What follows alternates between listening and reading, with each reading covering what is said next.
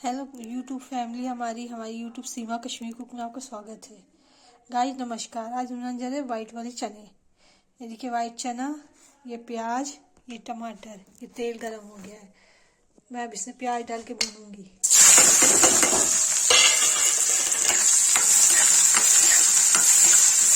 ये महरून हो जाएगा, उसके बाद इसमें लाल मिर्च, हल्दी, गरम मसाला, टमाटर मिलाऊंगी।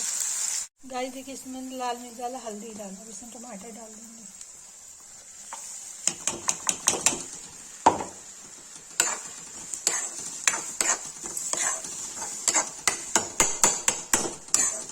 ये भून जाएगा तो उसके बाद जो है इसको चने मिला के सीटी दे देंगे।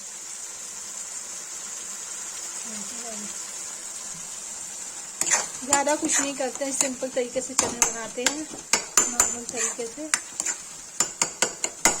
जिसको ये वीडियो अच्छी लगी होगी प्लीज़ देखें।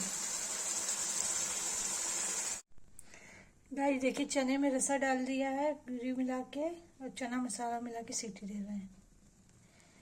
ये देखिए इसमें एक उबाल आएगा, सीटी लगा देंगे।